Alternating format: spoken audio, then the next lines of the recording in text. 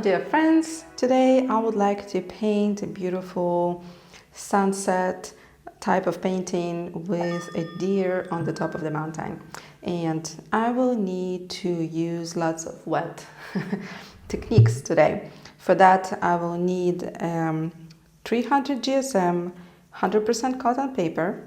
I'm using Winter & Newton brand, which is a professional grade brand of paper. I strap it with a little strap to the board to make sure that the paper doesn't deform when I will apply water, and I will need big flat brush to apply my initial pure clean water on the paper sheet.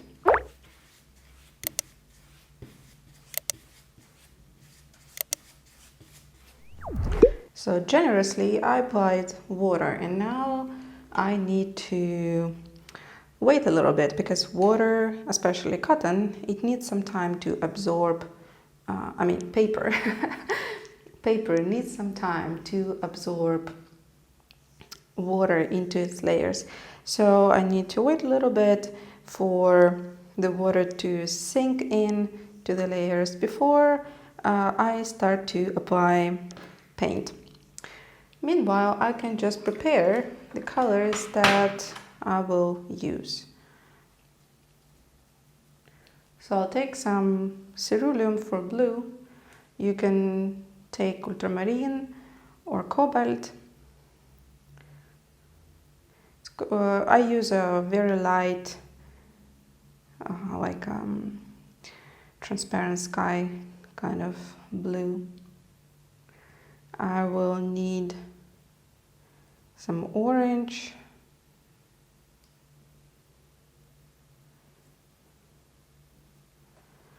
the orange will transform into red, but I'm not gonna select it separately, it's just here. And I will have lots of purple there. So to get purple, I'll need to mix red with blue.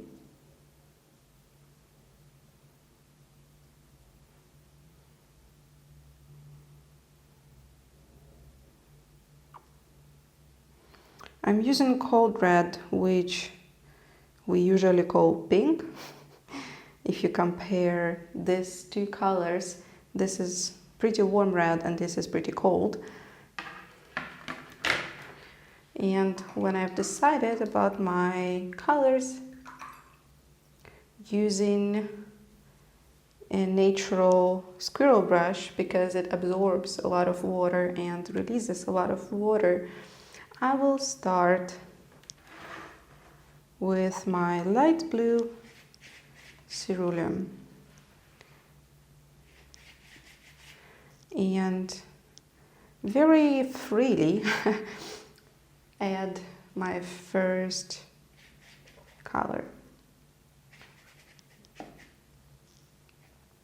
Even now the paper is a bit deformed, but because I strapped it, after it gets dry, it will go back to its normal straight shape.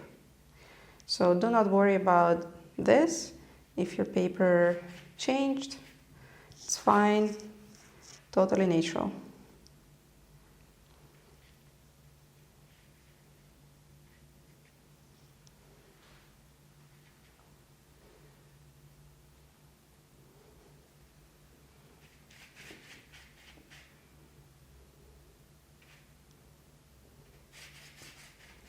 And carefully I'm introducing some of the purples.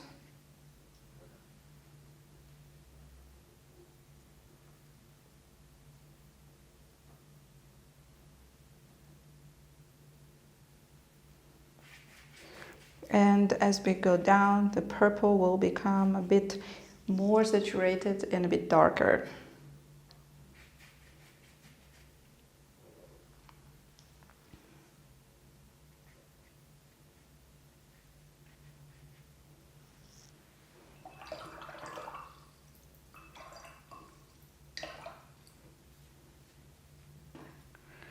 with a bit more natural brush, I will adjust some of the strokes.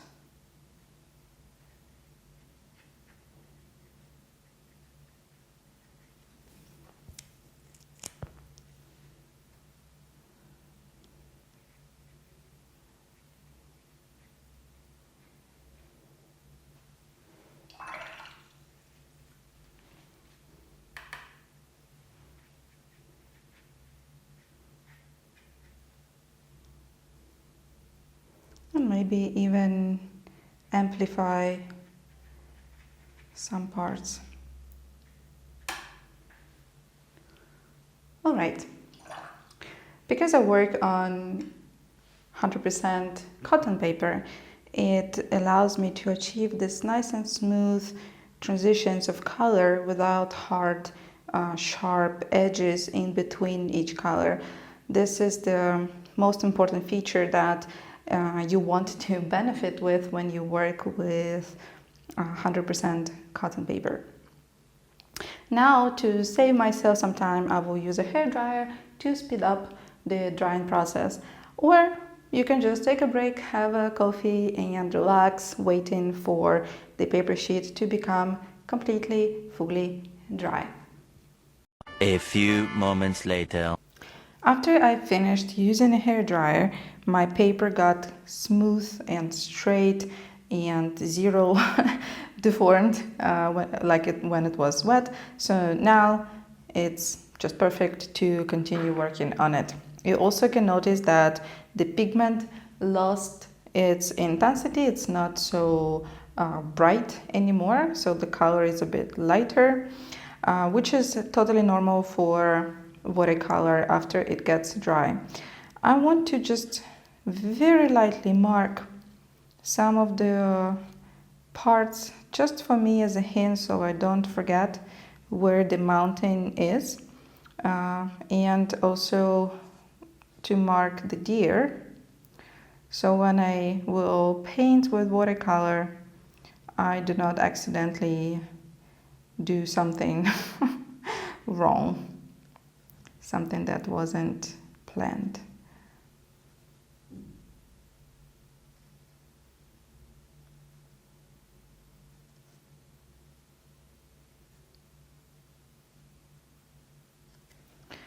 All right. So I will mix the same purple as I did before, using my pink with blue. I want it to be pretty thick, and I'll start with painting the tip of the mountain. Why am I not using black? Black color would be pretty boring.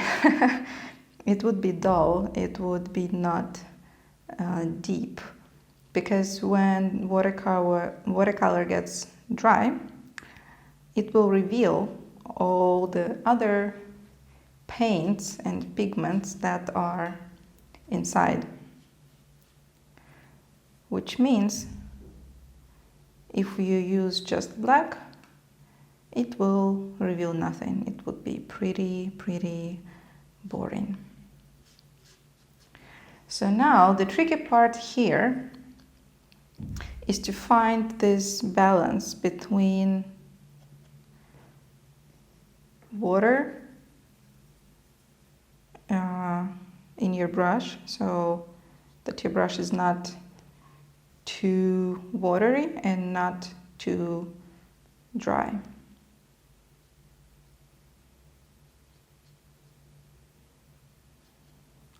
If there is too much water, it will create cauliflower effect in your mountain. If there is not enough water, it will look like a very dry stroke. So I also wanted to make it feel like it disappears into the background.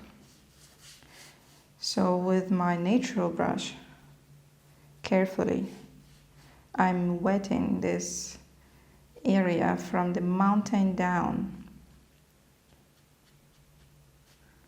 which might result in lifting some of the pigment from the bottom. So you need to be very careful with this process. If you feel like you're lifting some of the pigment from the bottom, add a bit more of a thick pigment to, well, even out, so to speak, the depth of your pigment.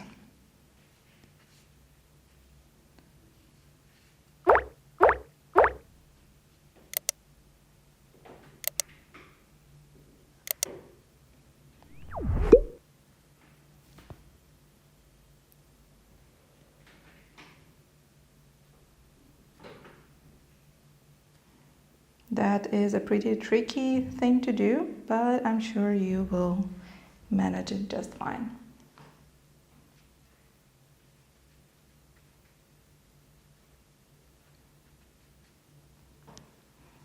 All right, so now I'll switch to a smaller brush to finish working on the deer.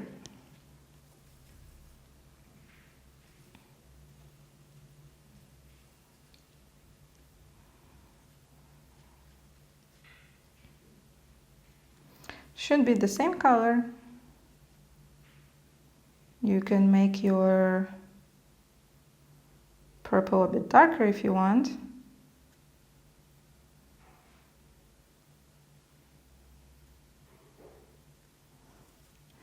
But remember not to use plain black color.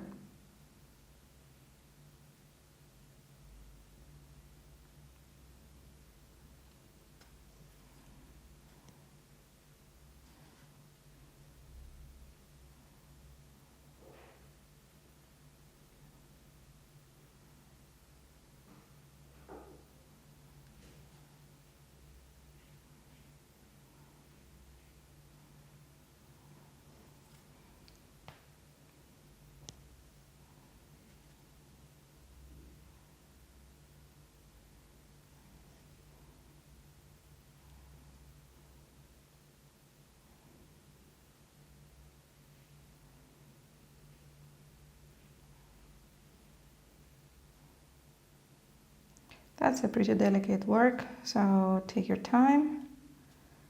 Do not rush.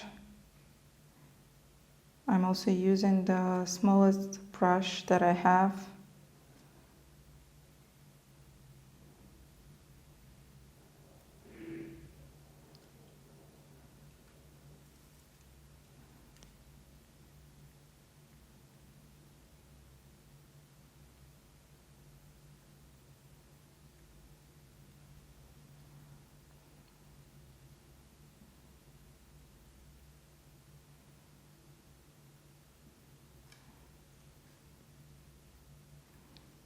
And here we go.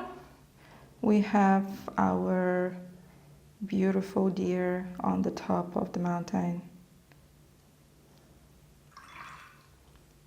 in the sunset. Hope you enjoyed watching this tutorial, and I will see you in the next one. Ciao!